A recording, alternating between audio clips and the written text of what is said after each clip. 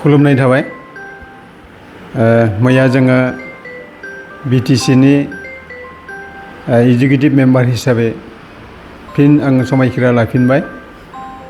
बाथि खेबनि थाखाय जि बिटिसिनि इलेक्सनमोन बिसायख'थि, बेयाव जोंनि 35,35 लाख सुबुंफोरा मानगोनां हाग्रामा महिलारिनि दैदेननायाव जि बिपिएफ राजखान्थि हान्जा बेखौ बिथांमोना राय होदों, जनादेश होदों। बेनि थाखाय जोङो 40नि भितराव 40नि भितराव 28टा 28टा देरहानानै जोङो सरकार दानो थाखाय खाबु होबाय मानगोनां रायजो राजा आइ आफामोना। बेनिखायनो जोङो गिबियाव रायजो राजाफोरखौ जोङो खुलुमहरदों, अनसायहरदों। ओमफ्राय फैबाय थानाय समफोराव जोङो रायजो राजाफोरनि थाखाय जोङो खामानि मावगोन। 35 लाख मानसिनि थाखाय जोङो दायित्व लागोन। ओमफ्राय जाहाथे बिटिसिआ आबुं महर मोनो, जौगाखांनो हायो फारफ्रोमबो बिथिंनिफ्राय, बेनि थाखाय जों खामानि मावगोन। जोंनि सोलोंथाइ, जोंनि लामा, जोंनि मेडिकेलनि खोथाखौनो बुं, बा जोंनि इरिगेसननि खोथाखौनो बुं, जोंनि कृषक, जोंनि आबादारि बिथांमोना सुबिदा मोननांगोन। ओमफ्राय थांनाय प्रथम जितु 2005 सननिफ्राय मानगोनां हाग्रामा महिलारिया मोनसे आदर्श गथ' जों खामानि मावबोदोंमोन। जों फिन बिदिनो जों खामानि मावफिनगोन। ओमफ्राय बे जौगाखांनो हायो, बेनि थाखाय जोङो खामानि मावगोन। औ, बेसेबांसो नोंथांनि थाखाय चेलेन्जिं जागोन? Land revenue and disaster management, आंनो बे डिपार्टमेन्टखौ बिथाङा नायनो होदों मानगोनां हाग्रामा महिलारिया। दा बिनिखायनो आङो आइनाव जि दं, ओमफ्राय साफ्रोमबो सुबुङानो जिहेतु भारतीय नागरिक, बेनि थाखाय न्याय मोनगोन, जास्टिस मोनगोन। आं बेखिनि खोथाखौ नोंथांमोननि गेजेरजों आं फोरमायनाय थाबाय जे जदिअबा आंनि थाखाय एसे चेलेन्जिं, जोंनि बिटिसिनि थाखाय चेलेन्जिं, अब्लाबो जोङो जिहेतु भारतीय नागरिक, जोङो साफ्रोमखौबो जोङो ना खालामनो हाया।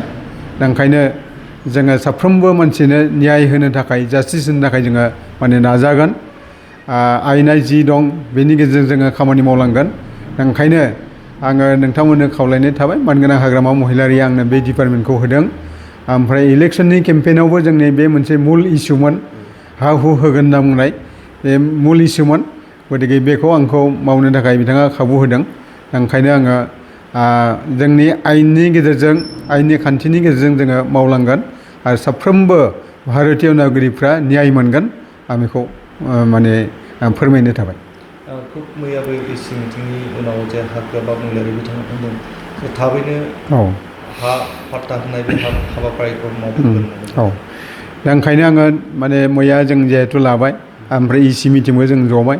दा बेनि थाखाय जोंनि इसि मिटिङा मोनसे जोंनो मैया मोनसे थांखि होदों जे थाबैनो मोनसे हाइ लेभेल पावारनि मोनसे जा कमिटि थागोन, आरो बे कमिटियाव गासैखौबो जोङो सालिजारि जों नायगोन। गतिके बे कमिटिखौ आङो थाबैनो दाफुंगोन।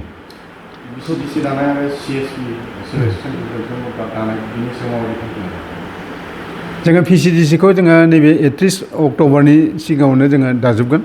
बे खोथाखौ मैया जोंनि इसि मिटिङाव पास खालामनाय जाबाय। गतिके ओंखायनो थाबैनो जों बेखौ दाफुंगोन।